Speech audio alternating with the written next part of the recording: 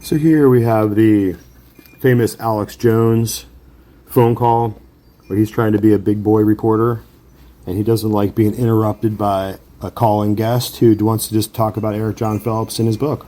And of course, Eric John Phelps likes to pose lots of interesting, challenging questions and likes to talk about the difficult issues of race relations here in America and the confounding and confusing misdirection psyop that causes people to not clearly understand how nuclear weapons are really used and how they're actually executed and how they're exploded.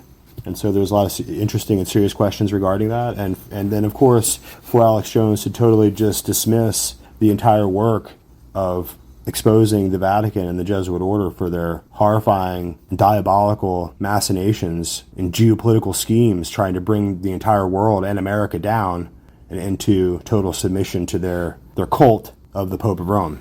So Alex Jones, of course, he won't say it, but is ultimately a defender. He'll talk about the Federal Reserve, he'll talk about the Rothschilds, he'll talk about the Zionists, right? They'll go over there and talk about the Fabian socialists, and they'll talk crap about everybody in the world, but when it comes to the papacy, the Roman papacy, Alex Jones always says, "Oh, I'm not a Catholic, but I won't have people saying that about Catholics." And no one's saying anything bad about Catholics who are just, in a system of paganized Christianity and who are being duped and who are obviously not at fault, but we're holding the hierarchy and the Curia and the Vatican power structure and the knighthood, the elite Illuminati-led papal knighthood orders who are ultimately behind globalism and behind global technocracy and behind bringing America and the world into this cataclysm of destruction.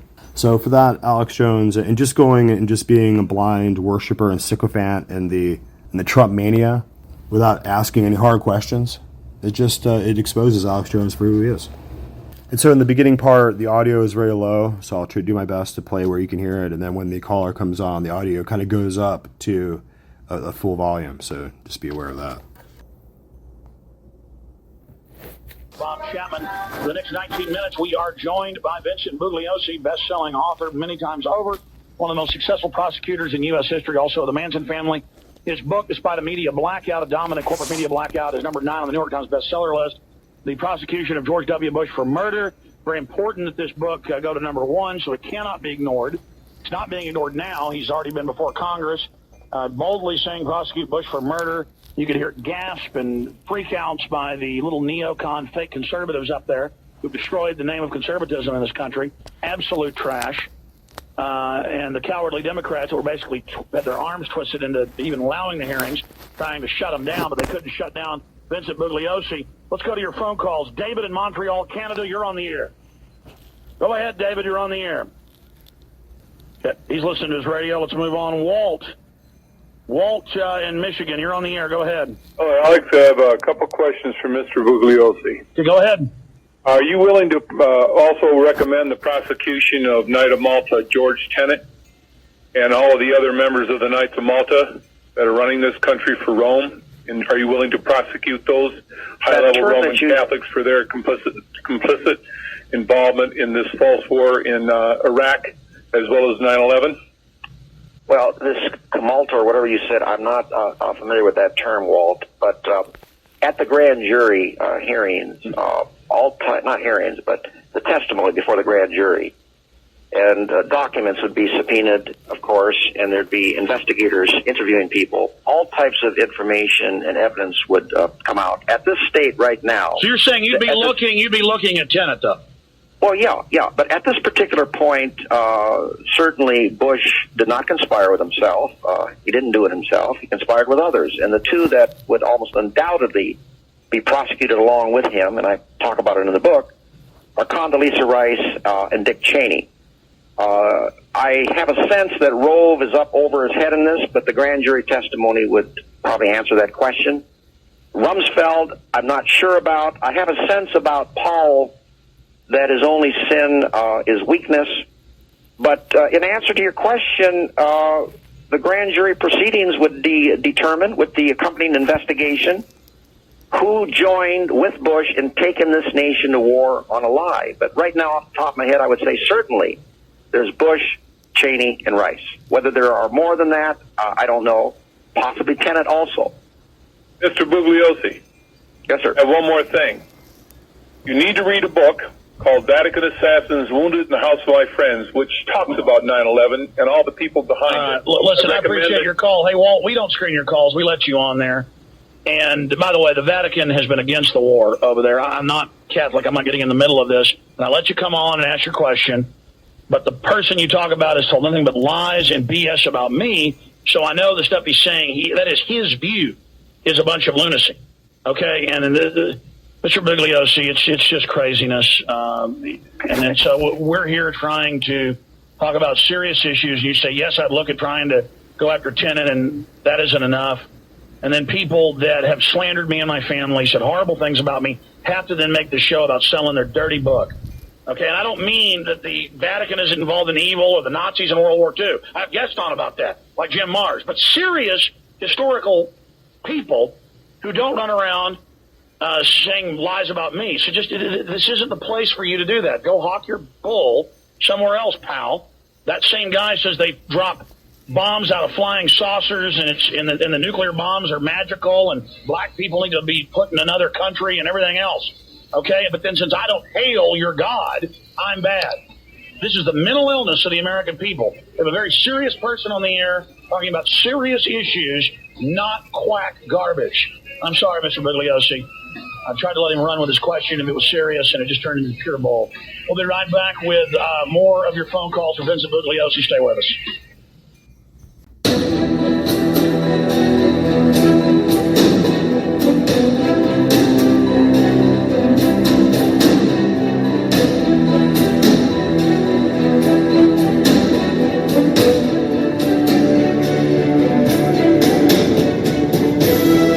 You have found the Looking Glass Forum.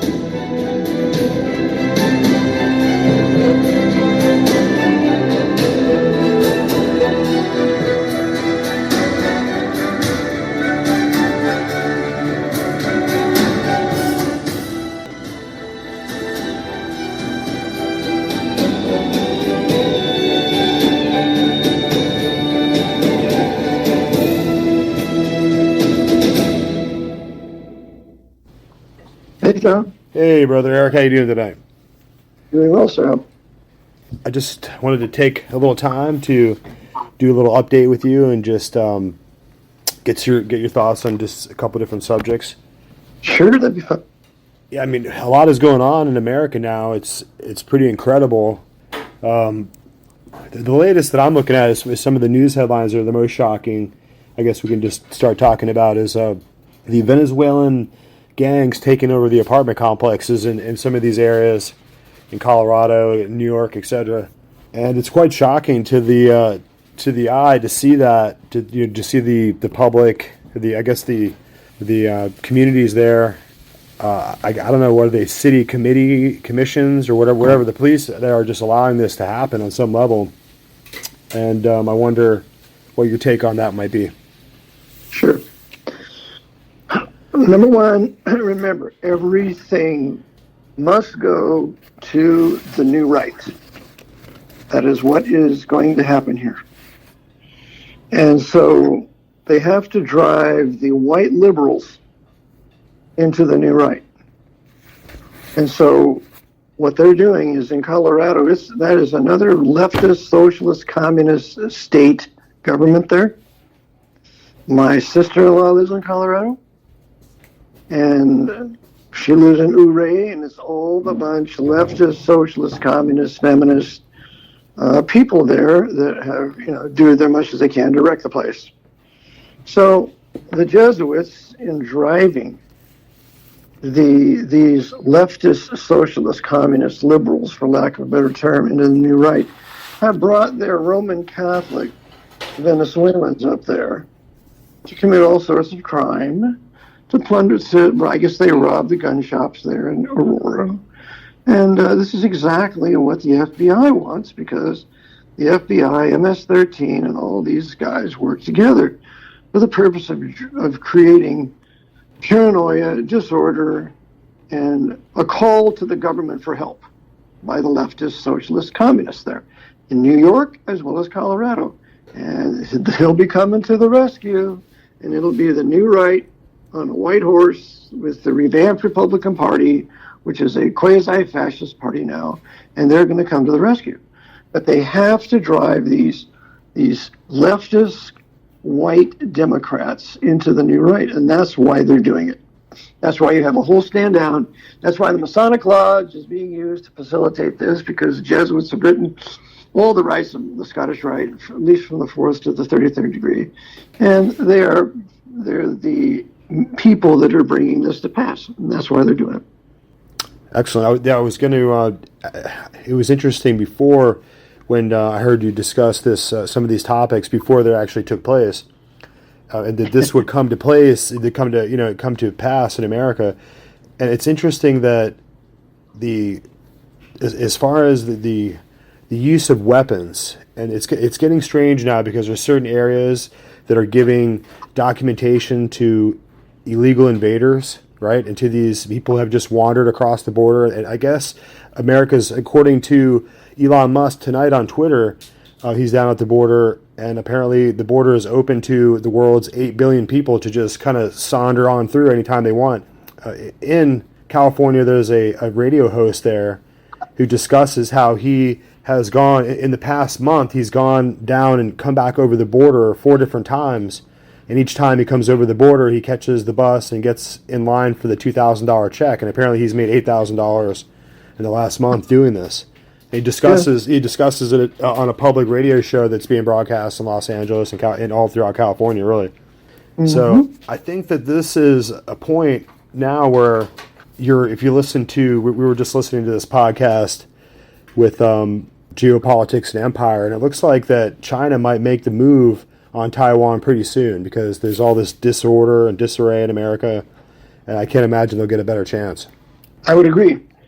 So about 2 weeks ago, I got a very interesting email from a fellow who had been an intelligence professional for 40 years. He's retired, and based on open source information, he said the timing is perfect for China to invade Taiwan the weekend of the 20th through the 22nd of September. I will say, based on my experience in combat, that the intelligence report is real and it reads true. And I think there's somewhere between a 30 and 75% probability of it actually happening. Now, the interesting thing is that China has shown a lot of belligerence lately that is unusual for China. Okay, Jake Sullivan went over there for a meeting, and basically they told him to pound sand. Okay, I think they had a taxi driver meet him at the airport, but he was deliberately insulted, and the Chinese don't do that. Okay.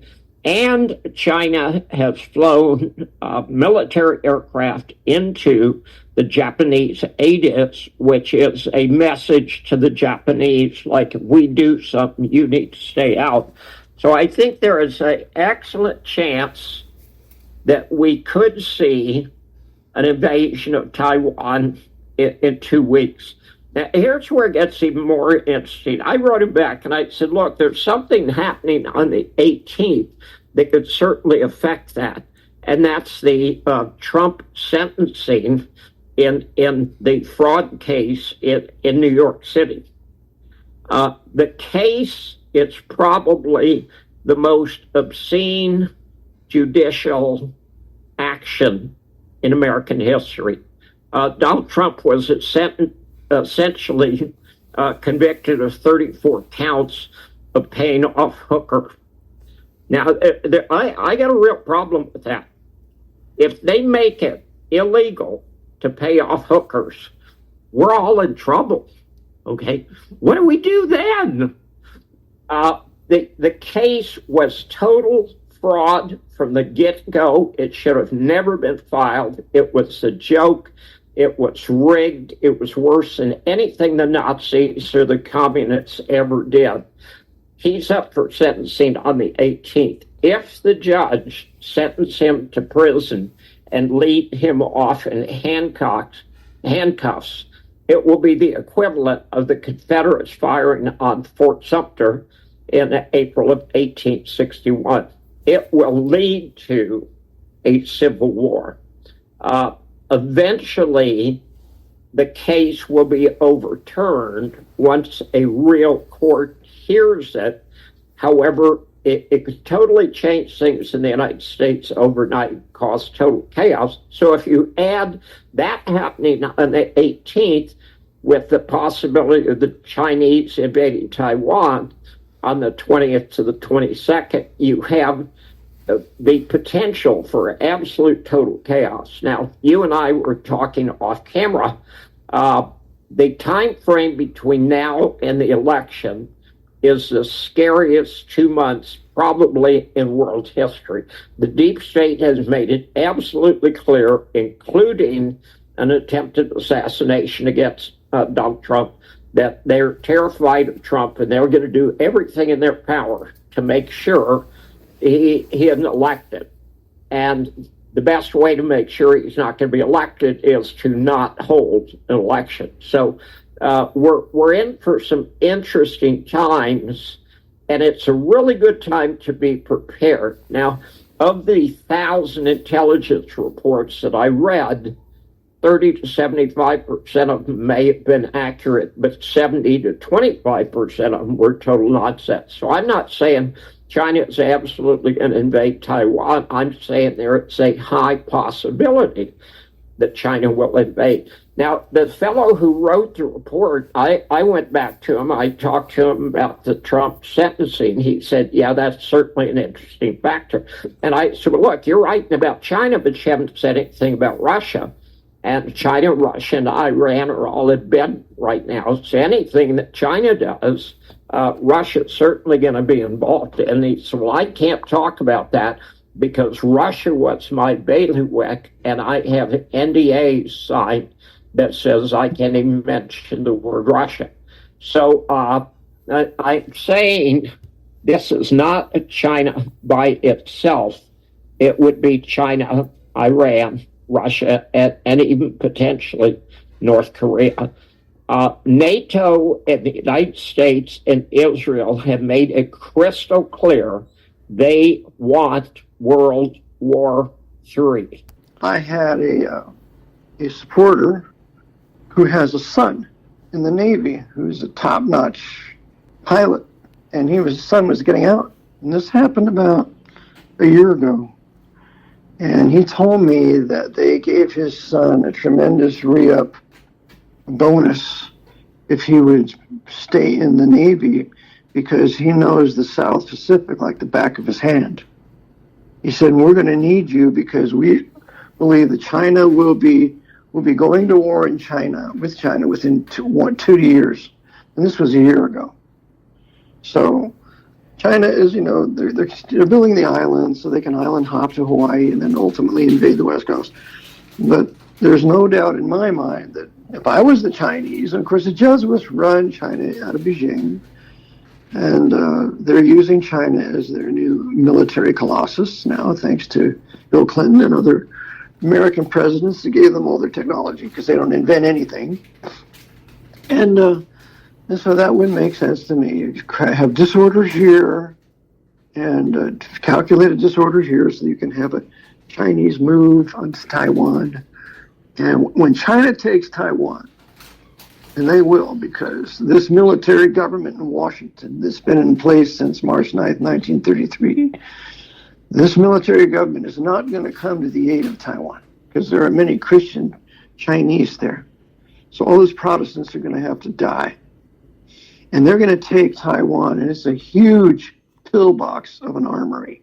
And that will be used to supply all sorts of arms for the Red Chinese Army. Wow, that's incredible. I had one supporter who was interested in bringing into the discussion this kind of the revelation of the Albert Pike Giuseppe Mazzini letters. And Albert Pike was the individual who was a high-level Freemason and who was a Southern general in the Southern Confederacy during the Civil War. Apologize. And he had letters back and forth to this individual in Italy, Giuseppe Mazzini, and apparently these letters were available to be viewed to the public in the London Historical Museum, I think, until 1970 or so. The British Museum. The British Museum, correct.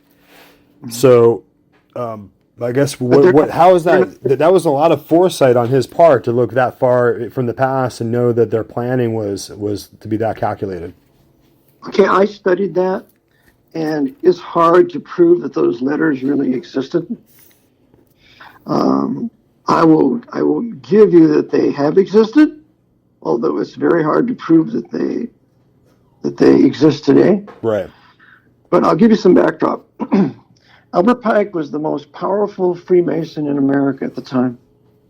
He was a general in the Confederate Army, and he used the Sioux Indians to kill approximately 700 Lutherans in Minnesota. So he was a criminal, and he was charged, I believe, with mass murder or treason, and Andrew Johnson pardoned him. Oh, Andrew Jackson? Johnson. Okay. Johnson, after the Lincoln assassination, Johnson pardoned him. Not Andrew Jackson. Okay, Oh, no. Andrew Jackson would never do anything like that. Right. So Andrew Johnson, who was the president at the time, he was 32nd degree Freemason, pardoned Albert Pike because Pike escaped into Canada. And so he came back and nothing happened to him. He went on to be the underground leader of the Klan that the great and the good Nathan Bedford Forrest abolished in 1869. And Nathan Bedford Forrest was a friend to the blacks, and he wasn't responsible for the Fort Pillow massacre, a supposed massacre that took place. That's how they try to destroy the good name of the great Nathan Bedford Forrest, who later came to know the Lord after the war. But Albert Pike was a criminal, and he was protected by Andrew Johnson. So that was Pike, and Pike was the head of Freemasonry. He wrote Morals and Dogma. Okay? Morals and Dogma, a copy of that book is given to every Freemason, and it was a lecture. And this is what you have to govern the force of the people. And so it's the code book for the Freemasons. It tells you that they worship Lucifer in that book. But Albert Pike wrote Morals and Dogma, and he was a friend of Giuseppe Mazzini. Giuseppe Mazzini was the most powerful Freemason in Italy, actually really in Europe at the time. And the Jesuits controlled them both, because the Jesuits wrote all these high rites. They wrote the rite from the 4th degree to the 33rd degree for Scottish Rite. And they also controlled Continental Freemasonry through Giuseppe Mazzini. Now they did slate for certain wars. We know this from a book called The Jesuit Conspiracy by Abbot Jacobi Leone, and he wrote that in 1848, thereabouts, published 1848, 1847. And it was about a Jesuit novice who managed to overhear the plannings of the high Jesuits at the time, and the Jesuit general was there, and there were some other high assistants, and he writes it all. He was a master of shorthand, and he wrote it all in the book, The Jesuit Conspiracy. So they planned on waging wars. He said, we're going to have huge wars to facilitate what we want to bring to pass pursuant to the Council of Trent. And so, you think that some of that planning was part of the letters that were being discussed, was just some of that planning going back and forth? No doubt. Right. But they remember, both Albert Pike and Mazzini were completely under Jesuit control. Completely. And so they were planning on things. And one of the wars was the World War I. Well, it's easy to prove the Jesuits through Freemasonry incited World War I. I mentioned in my book Vatican Assassins, and there was also a book called The Holy Crusade, or whatever, was written maybe the last 10 years among World War I. It shows it was a complete and total papal crusade. And what did they do? They killed the Protestant and manhood in Europe. You got 10 million Germans who are killed in World War I. Most of them are Lutherans. You had Catholics in Bavaria were killed, but most of them were Lutherans and Protestants because they had to destroy the Protestant Reformation in Germany. You cannot take the continent unless you first conquer the Lutheran Church and the Protestant Prussians. The Prussians were the greatest fighters in all of Europe, so you had to conquer them. And so that's what they did in World War I. They killed the Prussian manhood through the control of the high command of Germany, because the Jesuits got control of that and betrayed the Prussians.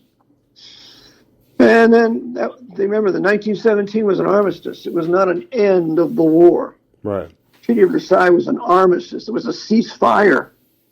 And so when Lloyd George exited the council there, someone asked him, what have you done?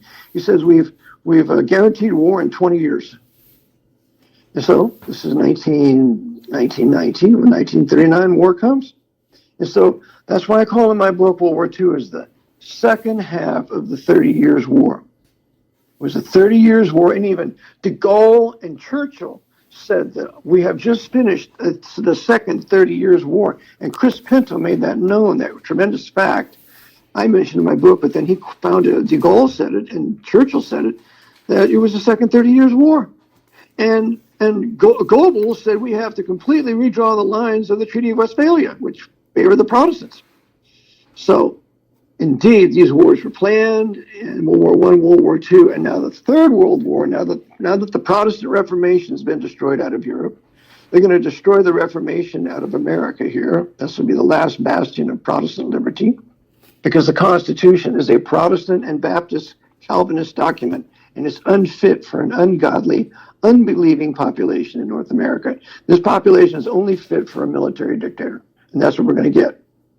So, in this Third World War they're going to come up with, it will be the end of the Western civilization as we know it, that was Protestant and advanced and middle class and all the wonderful inventions we had.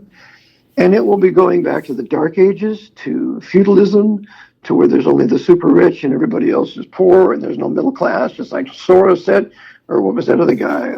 He said, you're going to own nothing and you're going to enjoy Klaus Schwab. You're going to have nothing and you're going to enjoy it. That's the end of the middle class born out of the Reformation, with the Bible in the hand of the common man, particularly the Reformation Bible, not any of these new Bibles. So in this Third World War, we're going to witness the end of Western civilization. We're going to go into the new Rite, just as Germany went into the Nazi Rite, and then the leaders of Nazi Germany devastated the German people, called for total war. Joseph Goebbels was a Jesuit trained by Jesuits in Rhineland. He's a Rhinelander. And they're going to do the same thing here. But they have to create a crisis similar to the end of World War I in Germany. So they're creating the crisis right now. Got all these alien invaders coming in here. I have a friend who has a friend that is overseeing the alien invading coming in on the border of California, below San Diego. He said, the ones coming in there, they aren't Mexicans. They aren't Hispanic. He said, they're Asians. So you got the invasion's already really underway. It's already happening. Right. Already happening. It's a fifth column.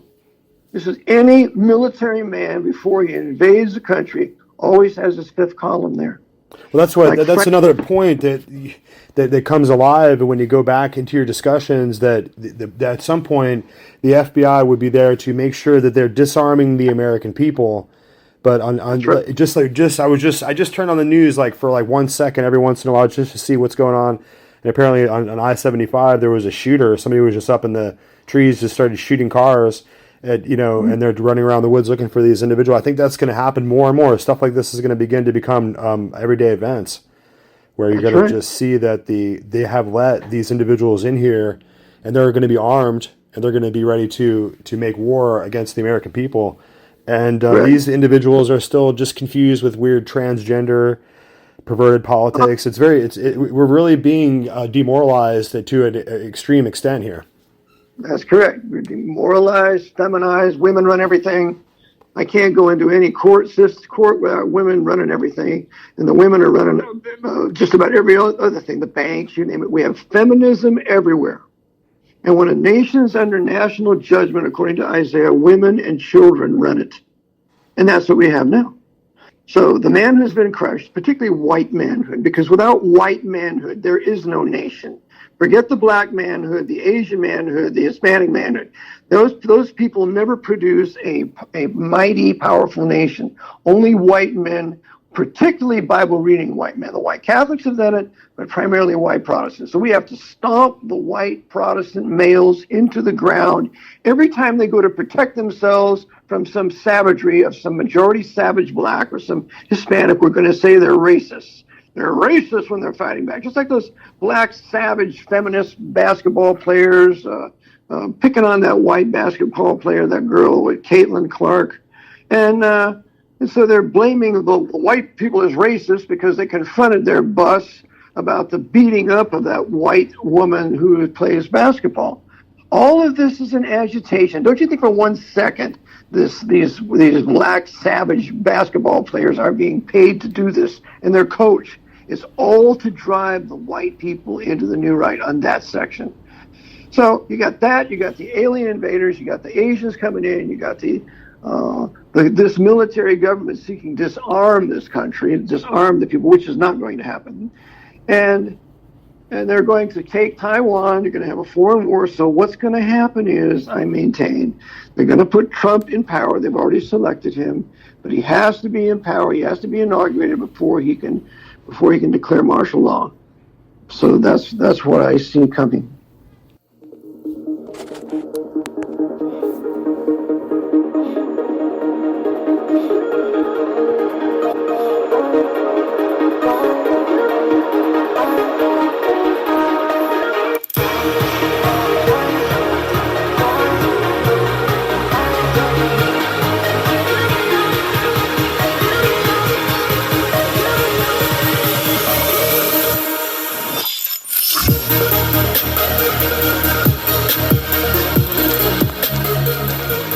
That's right. It's another word from our awesome sponsor, Wendy'sLimited.com. Wendy'sLimited.com is the hottest new styles in the fashion industry. You got to go check out Wendy'sLimited.com.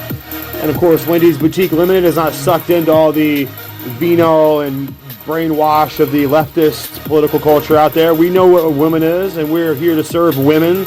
We're not here to be deceived by fake-looking dudes, but dressed like women, right? No offense. And we're here to remind you that Wendy'sLimited.com is the leader in online boutique fashion design. We have our best selection of boutique couture, awesome designer trends, and the hottest limited catalog fashion anywhere. You got to come check out Wendy'sLimited.com. Our sponsor has been very generous and keeps us going here, so please come and check out the craze, Wendy'sLimited.com.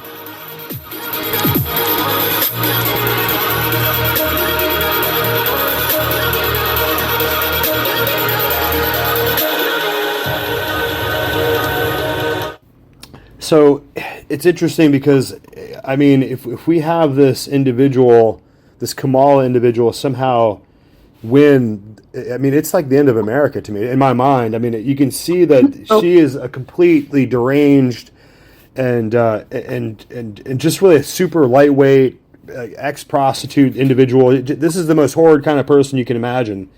And she's talking about taking gun rights. It's incredible. Yeah, but they chose her to do this, to facilitate an easy Trump win. They can't cook the election now like they did before. No, they can't. If they cook it now, it'll be obvious it's a fraud, and then they will not have any backing for her. It seems like they're going out of their way to ensure that the election seems to be more secure this time. They have the the Secure Act, the SAVE Act. And where they're going through and requiring that only American citizens can vote. But I mean, we have all these illegals in here now who are running around, who've gotten documentation from other states, maybe even put on their voter rolls. And so it's a terrible dilemma. I mean, I can't imagine anyone could possibly control that chaos. But it looks like it's going to be selection. Trump has been selection because we haven't had a real election since the Kennedy election, which according to Vote Scam was back in 1960. Remember, have your listeners get Vote Scam by Collier and Collier. It's classic work. The News Election Service all the networks working together tell you who has been elected when they have no idea of who's being elected. There's no way they could possibly count all those votes. Yeah, they're news readers. They're just saying what they're being told to, say. That's right. They're just being told. They're all conspirators. They're all liars, conspirators, lying to us to justify what they want to impose upon us. So Elon Musk is a part of it too. He's part of the right agitation. So He slowly changed sides. If you watches him over time, he slowly kind of switched side over to this other kind of more conservative figure or persona, I guess. While they were consolidating the Republican Party into this new extreme, where the Republicans were before just the Democrats. I mean, the Democratic Party with another name, but now we have a Republican Party that's morphed into the new right. Because see, in Germany, the Center Party, which was a Catholic party, it was a right-wing party. And then you had the Social Democrats, which was the typical left-wing socialist communist Democrats. Well, rather than have a new party, which was the Nazi party, they just morphed the Republican Party into a quasi-fascist party here. That's how they did it here. So now they have more and more extremes that we have to go to with the alien invaders and these savages, Venezuelans, these Roman Catholic. You always point out their religion. It's everything.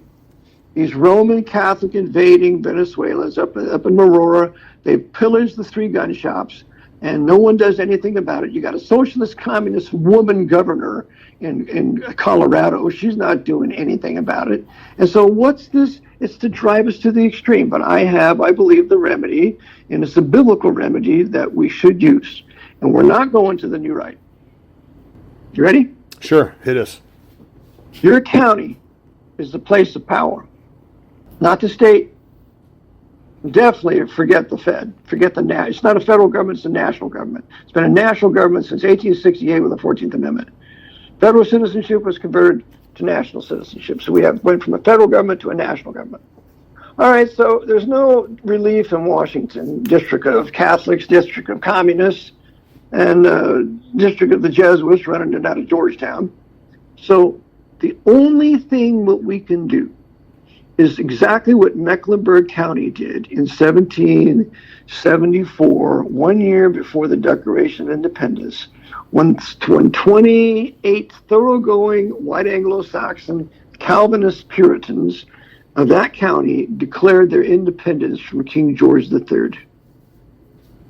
And you can read about this. It's called the Mecklenburg Declaration.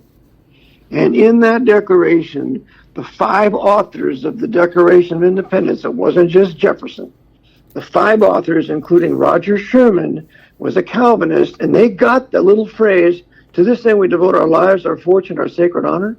That came from the Mecklenburg Declaration. So historically white Calvinist Protestant peoples, when they're being oppressed like we are here, we have on several instances declared our independence. That's what the Dutch did with their Declaration of Independence in like 1572, something like that. That's what we did here in North Carolina with the Mecklenburg County in North Carolina in 1774. That's what we did here with the Declaration of Independence in 1776. That's what we did in Texas with the great Texas Declaration of Independence, where they blamed the priests for the tyranny that Texas was under. It's right in the Declaration of Independence there. So we declare independence. And that's what we need to do on a state level. And if the state won't do it, then it's the county level. But we never secede. You cannot secede. Texas versus White says you cannot secede, a great case of 1869. So therefore, if we can't secede, we can declare independence just like the colonies did.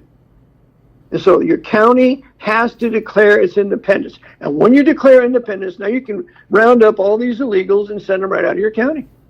And then you can start punishing crime. Any of these Venezuelan criminals come up here, you get your sheriff, and you deputize about 500 or 1,000 men. We're all armed. I told my sheriff here, when you're ready to go, I'm armed. Put my name on a list, and I'll be deputized by you, and we'll take care of business. Because your cops can't do it. We'll do it. And then you have the men of your county, they're armed, they have their own weapons, they have their own ammunition, we don't need anything, and we'll take care of business. And so when these savages, it's true that that would ultimately be like such a severe remedy that we'd have to come to. But these people in Washington D.C. who are supposed to be securing the border in the first place. I mean, it's one of their only fundamental duties that they have put us in this position all over this nation where we're going to have to get to this situation where it's going to become like man-to-man combat. I mean, that's what we're getting at, and this is all going to take place at the same time as we're going to have trouble overseas with military conflict with China. Right. And that's right. But you see, that's what we're, yeah, because they have justified it. We now have been driven to defend our right to self-preservation, which is our most important right. You come to destroy us, and you criminals in Washington, run by the Jesuits, have facilitated all this. So we're done with you. And the blacks should feel the very same way. We're done with you. You're bringing all these Hispanics in here. You're taking our jobs. They've destroyed the blacks also, so they need to revolt. Most of them are armed. So in a county level, you got to say we've had enough, and we will now assume our sovereignty once again as a sovereign nation state. And I'll guarantee you this. When one county does it, the next will do it. The next will do it. The next will, and then the state will do it. And now you've got a nation state once again that has the right to make war. And so we're rounding up all these illegals and we're sending them out of here. And whatever we have to do to get them, if we have to shoot them, whatever we have to do, they're leaving. They're here illegally and they're committing crime everywhere. And that's what men do. Women don't do that. That's what men do when they're armed and they have a righteous cause and they're trusting God for deliverance. It's happened in the past, and that's what we have to do now. And furthermore, we have to also realize we can never go into the new right. New right is death for us. It was death for Germany. And if we go there with Trump, it will be our death. They will send us off to foreign wars to be sacrificed. We'll never come back. We will have the camps open here with their FEMA death camps. We cannot go into the new right. We have to do what our forefathers did when they got their independence and they began Western civilization. No, I understand your point of view completely. I mean, you answer some of my questions here that I have. And I mean, the real question is, like, as you were saying, there was a move towards liberty and independence and towards, this, like you were saying in Texas, as far as the Texas fight for independence there, and then and then you hit this roadblock in 1868 with the 14th Amendment, and ultimately you're going to see that all the nations, I think there was like 30, it depends on where you look at Google, right? It says some places says 34, and some places say there was 36 nations at the time of the Civil War. But at the time of the Civil War, before the Civil War, the nations that were involved, the nation states involved that made up America at that time and were joined in that union were independent nation states. So they had their own like sovereignty and their own right and their own. So ultimately, something happens through the process of going through the Civil War. You can have the Emancipation Proclamation, which is kind of like a side deflection issue in my mind. Which, I mean, freeing the slaves is a big deal. But what you're really seeing here is you're seeing all the nations that were involved in having this compact and having this kind of agreement to create a federal government are basically taken over by the federal government and subverted, and they go from being nation states to becoming tributary states. No, they were still nation states. Read Alexander Stevens' work, Constitution of View, War Between the States, written in 1867. It's a 2-volume set. It tells you that the southern states, under the guise of consent, under the threat of federal bayonets, were to ratify the 14th Amendment as sovereign states. So later on, after he had finished his book, that's a good point. Right. They were expected to ratify it as sovereign states, right? They ratified it as sovereign states. But remember, the 14th Amendment was never really ratified. And I show you in my class that you did not have 3/4 of the states to ratify. They declared it ratified on July 28th, 1868 with that criminal Seward. So they declared it ratified, but it really wasn't. But that's okay. I'll give it to you. So what it was ratified, it made the citizenship national for both blacks and whites because federal citizenship was only for whites. And so they made citizenship national for blacks and whites and then later Asians because they're building an empire. They're building what I call in my book the Pope's Holy Roman 14th Amendment, socialist, communist, corporate, fascist American empire. And they're going to build this empire with the sovereign states to wage war around the world for the benefit of the Pope. Every war is a crusade for the Pope. And they're also going to impose socialism and communism in the name of democracy around the world. Those are the two most important purposes of the Holy Roman 14th Amendment American Empire. And so they laid the foundation for it for the 14th Amendment, and then they imposed the military government on March 9th, 1933. That was the second step. The first step was centralization of the 14th Amendment. The second step was empire, with that filthy FDR, 32nd degree Freemason, advised by Jesuit Edmund A. Walsh of Georgetown.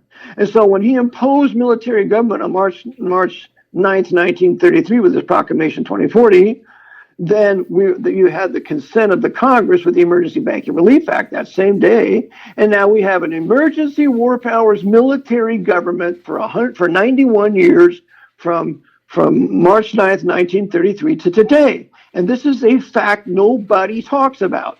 You got military colors in every courtroom. You got military colors in every school. You got military colors in every Masonic lodge. You got military colors in every hotel. Why not? Why does not? And you got the lawyers, the Bar Association that's officially communist since 1940, and they don't ever want to talk about military government because they're all JAG lawyers. They're military lawyers in a military government, treating everybody in the country as though we're enemy belligerents and our states are conquered territories, just as it was before the American Revolution. So that's what they've done. They've used us up. They spent all of our blood and treasure since 1933. Now they're getting ready to do away with us. And this is what we have to prevent. We have to stop it. Well, they did. I mean, as soon as they turned their attention away from the Civil War and gaining, I'm sure that Lincoln, if he lived, that he was going to put back the de jure constitutional authority that the president was originally allowed to have. Sorry about that. That's correct. And of course, he was shot right in the face, right at this crucial point in time before he had a moment to like think and step down, and the war is over. And these emergency war powers, they continue on after him, and from my reckoning, they've never been put back. They've just been continuous emergency war powers. Well, no, we went back to civilian government. We went back to civilian government after the end of the Reconstruction in 1877. Otherwise, they wouldn't have had to impose war powers in 1933. So we went back to a limited constitutional government in 1877. We had gold, we had silver, we had property ownership, we had allodial property. Men carried guns without permits. We had all the we had common law and equity. We didn't have any military jurisdiction, no Roman civil law. We had all these wonderful things. But what they did was they set the foundation in 1868 and then 1871 with the District of Columbia Act that was later finalized in 1878, because they repealed it and then they put it back in place. So we have the military, we have the empire, we have 1868 with the creation of making a new national government. Then we have the capital of the District of Columbia, that is Rome on the Potomac. District of Columbia is Rome. The great book to read on this is Washington in the Lap of Rome by Justin Fulton. And in this book, it says that the Archbishop of Baltimore has a secret wire to the presidential mansion, and he told Grover Cleveland what to do all the time. So that's where the papacy got control of the capital and the country, and now they then after that they raised up all their robber barons. So now we're going to have the Indian Wars, the Great Plains. We're going to wage war on the Indian nations for 25 years. We're going to have this filthy Treaty of Fort Laramie of 1868, overseen by Roman Catholic general, the Roman Catholic Philip Sheridan, and his right-hand man was Jesuit Pierre de Smet, of which there's a big statue for him at the Gonzaga University in Spokane. If you ever get to go there, make sure you go see it. Apparently, there's also a big statue of Pierre de Smet also at the LDS main, which is the Mormon High Temple out there, which I'm not an expert on that, but apparently they have statues as well, and they have a statue of Pierre de Smet there. That's okay, but that makes sense, brother, because de Smet told Brigham Young at Council Bluffs in Iowa to go north to the Salt Flats. So that's right. The Mormons attribute going there to Pierre de Schmidt advising Brigham Young. That's exactly right. Wow. So now, so that they have the empire, they have the 14th Amendment American New Republic. I call it the Second Republic. They put that in place July 28th, 1868, and then they put in Rome and the Potomac with the District of Columbia. They consolidated with the city of Washington and a couple other things I cover in my class. And that's by 1878, really, because they repealed it, then they put it back in place, 1874, 78. And then they had their robber barons, and so now you have the Vanderbilts. And the Vanderbilts are going to build the railroads. And So you have the Vanderbilts and the Morgans and the Rockefellers, right? All of them, yeah. Right. Remember, get the book, the Robber Barons. I mean, this is in the background too, which is part of this equation, is the introduction of the Order of Skull and Bones, which I'm sure there was other facets to this as well. But that was 1832. That was 1832. So they're going to emerge and they're going to start to do their thing and be a part of the robber baron issue as well, I bet. That's right, because they're going to control the opium trade. The robber barons will also control the opium trade because there were bonesmen. They controlled it. What's his name? They wrote Skull and Bones, America's Secret Establishment by Anthony Sutton. He mentions the opium trade run by Skull and Bones and a few others. But anyway, then in 1882, the Jesuits are going to impose the Knights of Columbus in the same city where there's Skull and Bones, in New Haven, Connecticut. Right. So now you got the Knights of Columbus and the Skull and Bones. They're going to be working together. They're going to build this empire. You're going to have a Supreme Court justice who's a Knight of Columbus, Edward White, Supreme Court justice, the Chief Justice. You're going to have Benson, who's going to be the head of the Navy at the time of World War I. He's a Knight of Columbus. So and you got a Knight of Columbus who's going to advise Woodrow Wilson, Joseph P. Tumulty for 10 years, 2 years when he was governor of New Jersey and 8 years when he was president. All these high Knights of Columbus are busy working with the Skull and Bones and the Freemasons in this empire they're making for the purpose of conquering militarily all the nations of the world while imposing communism everywhere in the name of democracy. Making the world safe for democracy means imposing communism wherever you go. In my view, it seems like the weapon that will make this worldwide global totalitarian control possible is technology. They obviously have the forerunning capacity of as far as this technocracy they're building up, and you can see that people are being, it started, early on as far as the IDs and the social security numbers and this whole process of drawing us into servitude and as chattel into this process of having to repay this massive national debt. I mean, they really couldn't have a Federal Reserve System and a massive national debt before because they had all these sovereign, separate nation states who would do their own banking separately, right? With their own banks, brother. Right. And so they had their own state banks. And so when you have your own state banks and you have your own currency with intrinsic value, like gold coin and silver coin and paper that's redeemable in it, you can't subvert the economy. You have to take that out of circulation and make everything digital. And now you're dependent on your or everything paycheck. Fraudulent, because we've been dealing with this fraudulent, paper and ink, it has silver plated, like pot metal coins we've had, no silver, right? No gold. That's right. It's fake money. And this degeneration of the currency is the exact same thing that took place in the Roman Empire. If you read The Decline and Fall of the Roman Empire by Gibbon, he tells you they went from silver to pot money, pot metal money. Right. And so the Jesuits have done the same thing here. Demoralize the people, demoralize their money, just destroy their educational system, and all these things are Jesuit designed. Now, again, I say the only thing we can do is have a true godly repentance and turn to the Lord in faith and have a godly repentance. Acts chapter 20, repentance towards God, faith towards Christ, to believe the gospel that Christ died for our sins, was buried, and rose again. We need a great awakening to the belief of that.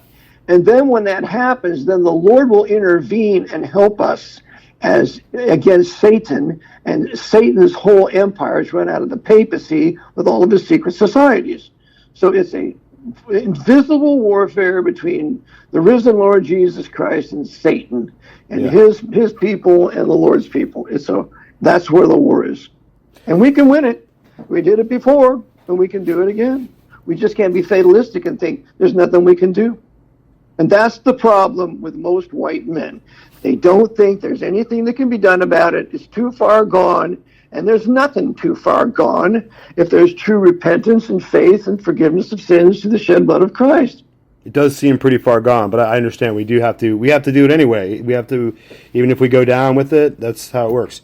We have to acquit ourselves as men. Right, absolutely. That's what we have to be valiant, as Ezekiel said. We have to be valiant for the truth in the earth and acquit ourselves as men. And as Queen Esther said, if I perish, I perish. That's just the way it is. To be absent from the body is to be present with the Lord. But to sit back and do nothing, that is a great disgrace. And we will never be rewarded for that at the judgment seat of Christ when we're saved and have that judgment.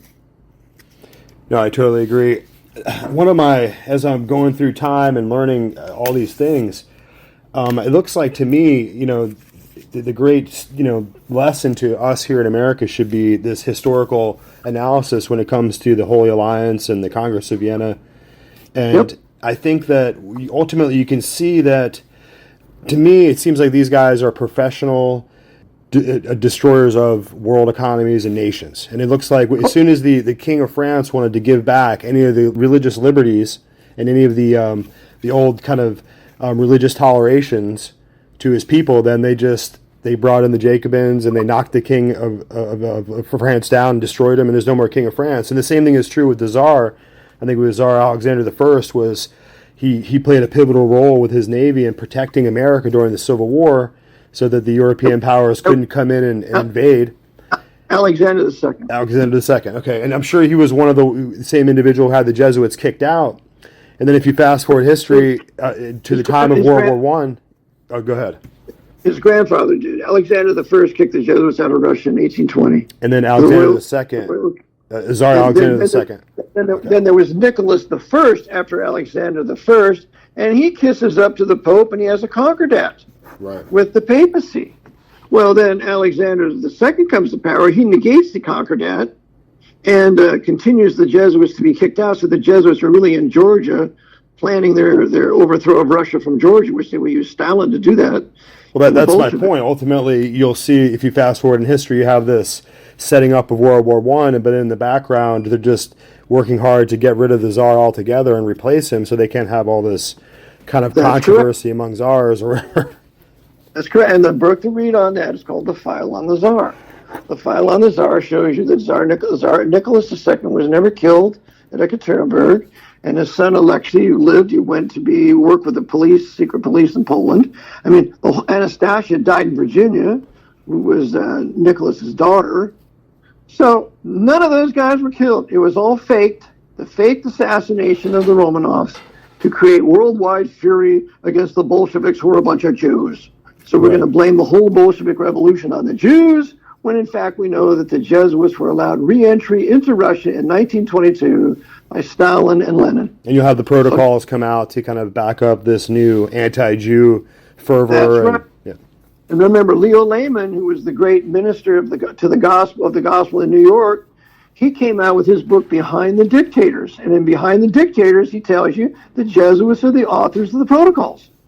And no one would know better than Leo Lehman. Mm-hmm. Now, as we're going forward, it's interesting to me that during the Civil War, you have this kind of subversion of power to the.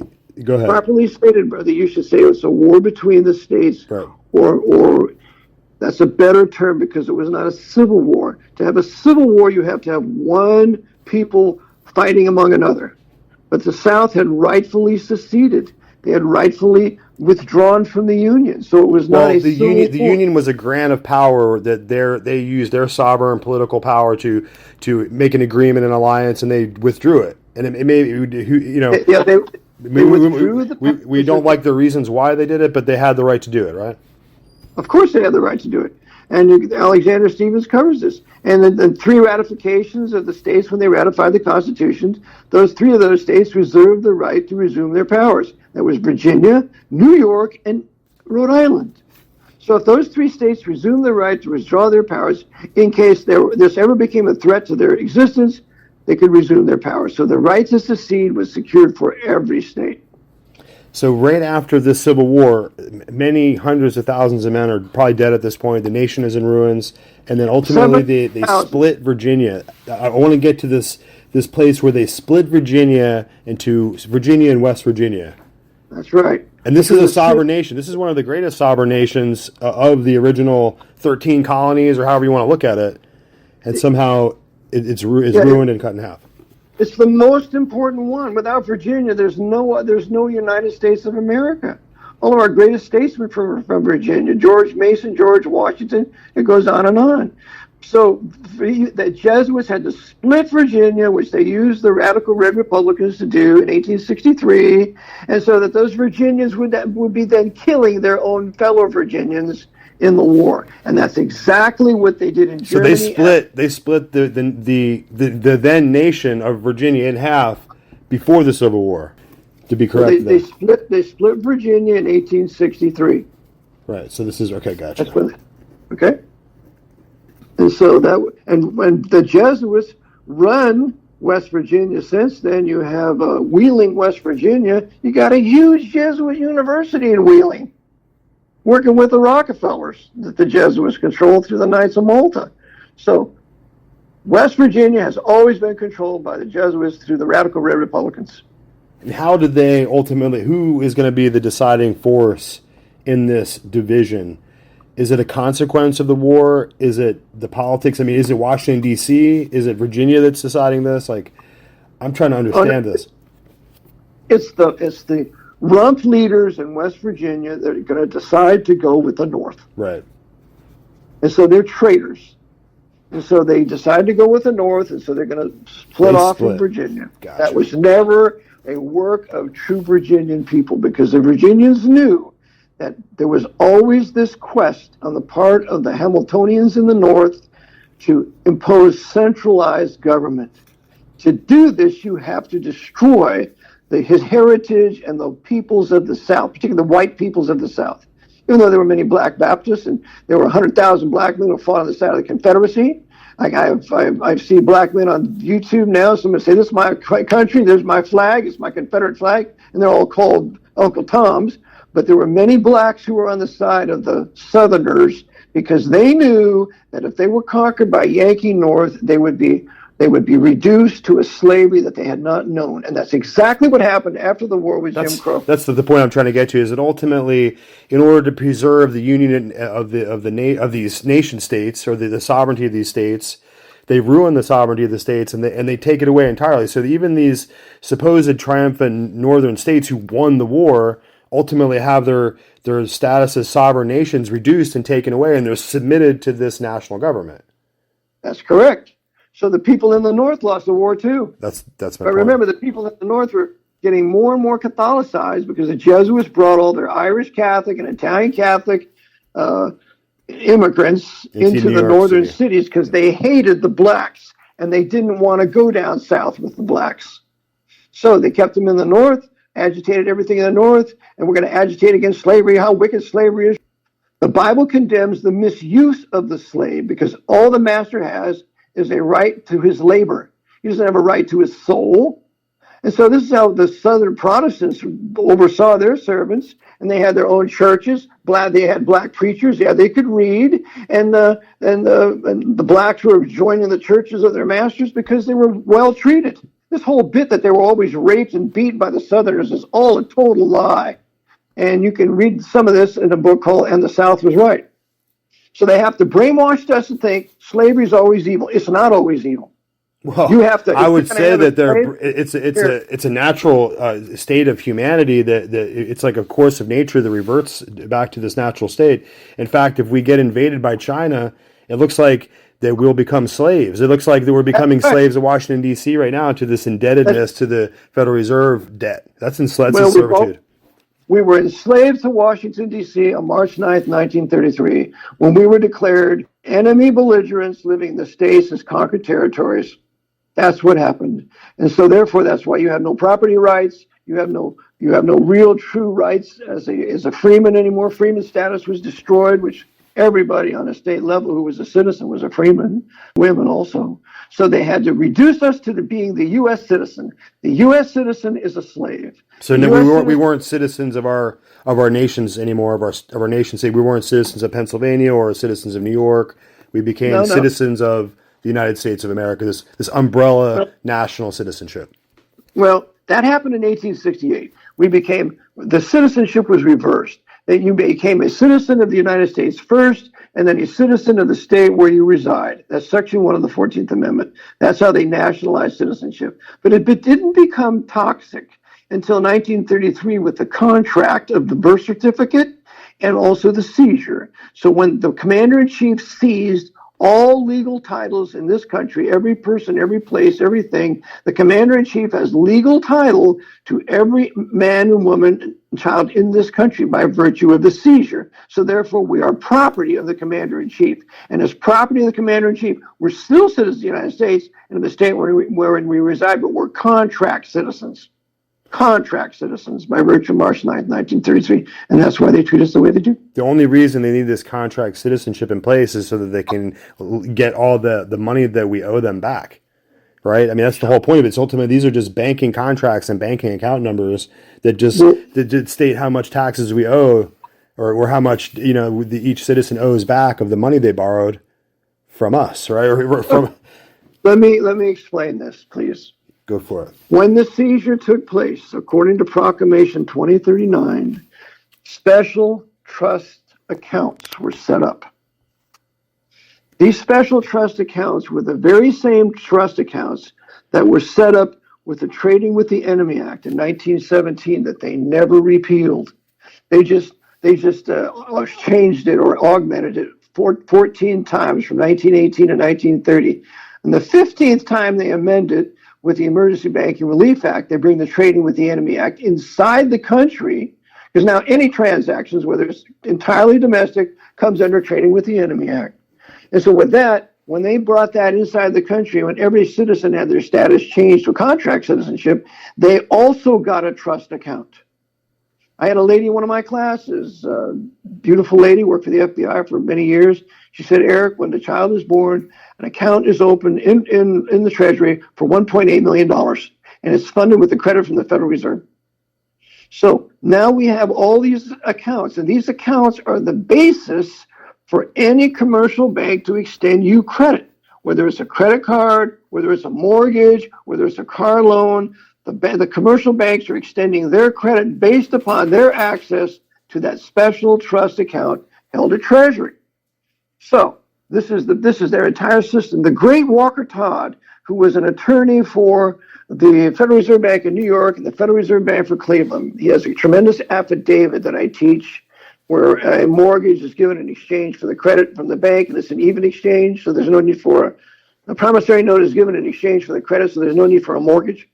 Walker Todd said these accounts exist and we would not have a banking system without them. And nobody, virtually nobody, just about talks about these special accounts. Well, when you go back to civilian government and you repeal, whether you terminate proclamations 2039, 2040, of March the 6th and 9th of 33, and also if the Congress would repeal the Emergency Banking Relief Act, all the gold has to go back to the people. That's the end of the national debt. It's automatically repudiated. The Federal Reserve no longer has a monopoly on the creation of credit.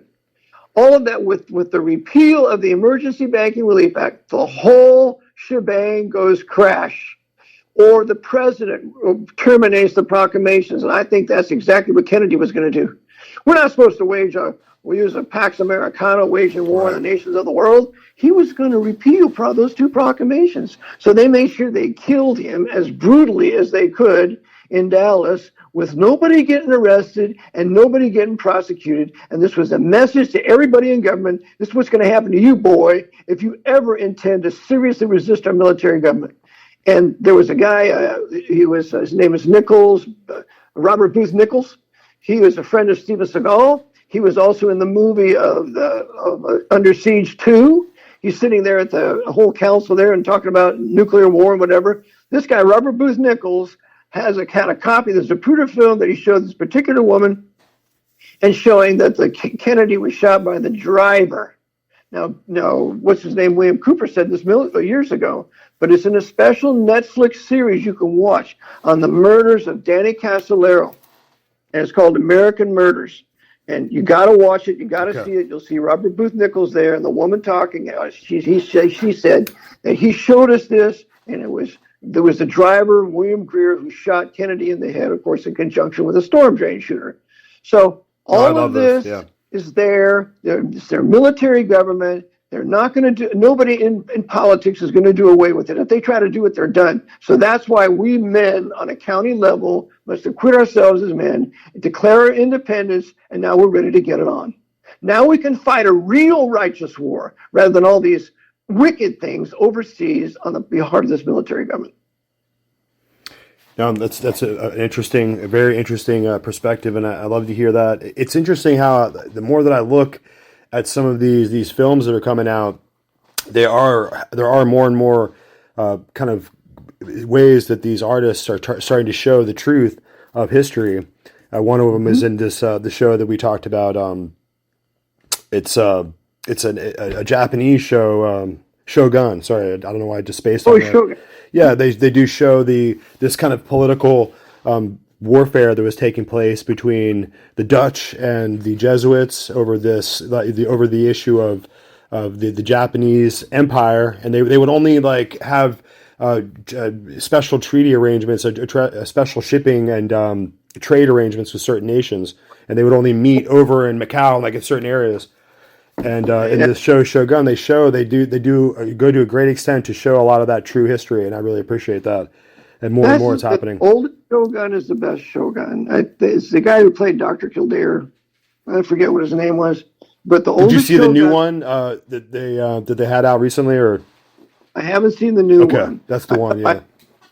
But the old one is very good because it shows how the Jesuits were kicked out of Japan, and rightfully so, by the emperor, and the shogun kicked them out because the Jesuits wanted to take over Japan, get rid of the shogun, the Tokugawa shogunate. And so they were kicked out, and the Dutch helped to defeat the Spanish fleet. And so as a result, the captain of the ship, whose name was Will Adams, was made a samurai for this. And so the Dutch were always in good graces with the Japanese. They were given their own port of Nagasaki, and they were the only white nation that could trade with the Japanese, especially after England, Charles II, took a Roman Catholic wife. And when he took a Roman Catholic wife, the Japanese they were paying attention. You're out. Yeah, you're out of here. And so the Jesuits because the Jesuits controlled Charles II. Okay? So they're trying to get back, taking control of Japan, and they couldn't do it. And so as a result, Japan keeps the Jesuits out until 1854, when that American Commodore Perry sails in with American gunships and opens up Japan to the West. And that was done under James Buchanan's administration. It was Franklin Pierce's administration. So it was a sin and a crime to open up Japan because the Jesuits controlled Franklin Pierce to do it. With gunboats and forcibly, and then ultimately what happened after that? The Opium Wars. They just robbed all their silver and gave them opium. They're plundering China because China had expelled the Jesuits. They hated the Manchus, right? So they had to overthrow the Manchu dynasty, which they did with the Empress in 1912. And then they put a communist in there, Sun Yat-sen, and ultimately would be a communist nation in 1949, facilitated making Mao the butcher, murderous, greatest mass murder of the 20th century, going to put him in power thanks to Skull and Bones and the American State Department. Yeah, and it would happen again under Bush when during the Tiananmen Square massacre, when they would just turn away as the CCP murdered their own people. 20,000 citizens were mowed over by tanks, and then they sent Scowcroft over there just to pat him on the butt, I guess. Yeah, CFR members, Brad Scowcroft. That's exactly right. So remember, this is the Jesuits' method. You're going to encourage the real patriots to rise up and resist in Hungary, 1956, and then we're going to betray them. The CIA will betray them, and the Soviets will come in, arrest them, send them to the camps, and stop that. They're going to do the same thing in 1968 with Dubek. They're going to encourage the Czechs there to rise up and revolt against their Russian occupiers, their communist occupiers. And then the CIA at the end in the lurch will betray them, so the true leaders and the patriots will be killed by the Jesuits running the Soviets. It's the same thing with the Soviets with the Operation Trust. They did the same thing. They allowed them just to get together and try to resist and expose themselves and then take them all out. Take them all out. So that's one of their desires. That's what they want to do here. They want to see what resistance is coming, so the military government or the martial law can take them out, because they're nothing but a bunch of white supremacists anyway. Right. So what you have to do is you got to declare your independence on a county level. That severs all of that. The one particular an acronym, I guess, they've attached to Americans is the bitter clingers. That one really stuck. I hear them using that a lot. Bitter clingers. They cling to their Bibles and their guns. Yeah, Obama fixed that one. Yeah, well, that Obama, he was totally Jesuit trained by Greg Galuzzo. And so he's just step and fetch it. He doesn't have any original ideas. He's told what to do. He memorizes it. And he was their perfect slave. He's like Bill Clinton. Like Billy Boy Clinton, even worse, because he's a white man. And so they're going to make him an even greater servant than Obama was. Yeah, Hillary. Where did Hillary come from? That was a big bonus for them right there. She really took to it. Well, sure. She was friends with Jesuits at Canisius College in Buffalo, New York. And she went to Fordham too, I think. I don't know to look it up, but I think she went to Fordham. So I don't know if she went to Fordham, but she was close to the Jesuits at Canisius College and even Buffalo. Anyway, she's got a Jesuit connection, just like Billy Boy, and they were a perfect Jesuit couple in the White House to facilitate all the sin, which includes the Oslo Conference and you name it. Fascinating. Well, Eric, it has been an hour. You have given us an hour of your time. I really do appreciate that. Are there any projects you've been working on recently that you want to bring up to us, or that you are on your heart? I'm working on a project now. I would like to have a book out just titled March 9th, 1933.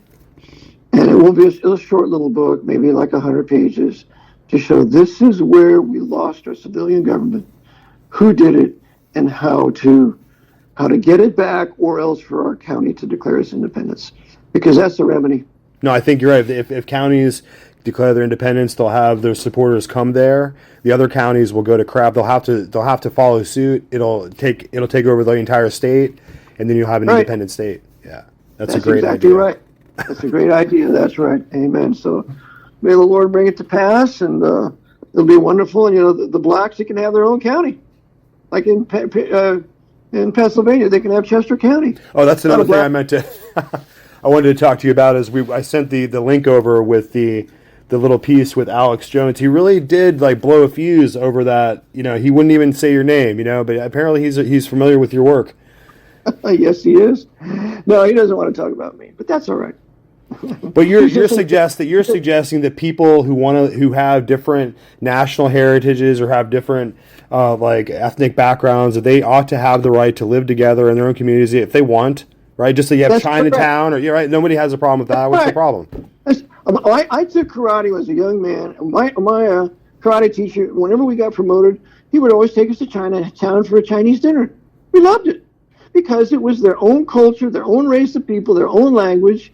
It's beautiful. It's the same way with the Indian nations. Why do they have to be totally destroyed or reduced to reservations? They ought to have their own county where you could have Cherokee Town. You could have exactly. That's right. That's exactly right. But we all realize that our enemy is the Vatican and the Jesuit order, and they want to make us kill each other, have some sort of rife where we can be justified by murdering each other. We have to realize we have a common enemy, but in the same context to preserve our race, language, and our culture. Exactly. All right, well, thank you, sir. You have a wonderful night. Lord bless you and your family, and we'll talk again soon. Okay, Sean. Lord bless and your listeners. Alex in FEMA Region 6. You're on the air. Go ahead. Thanks for taking my call, Alex. With the assisted suicide, the Jesuits and their Knights of Malta and Knight Templar Freemasons, they want to kill off targeted populations with their Jesuit Malthusian model, and especially Protestants, and they don't want any of them to hear the gospel that the Lord Jesus Christ died for our sins and was buried and risen again, and upon our repentance will be born again in the Holy Spirit. The Jesuits so you think the Jesuits are behind the worldwide eugenics movement? Well, are you saying Thomas Malthus was a Jesuit? Yes, sir, that's correct. What And the Jesuit. was he a Jesuit? Well, guys, look up. Was Malthus a Jesuit? I didn't know that. Yes, sir. And so the Jesuits wanted to destroy the Protestant Reformation because first there was the Renaissance, but then came the Protestant Reformation and the Gutenberg Press, where the Bible was given into the hands of the common man. Before that, only the Catholic priest could read the Bible. And so the Jesuit and the Black Pope, they want to bring us back to the Dark Ages, where only they have the knowledge, and they want to hide salvation of the gospel.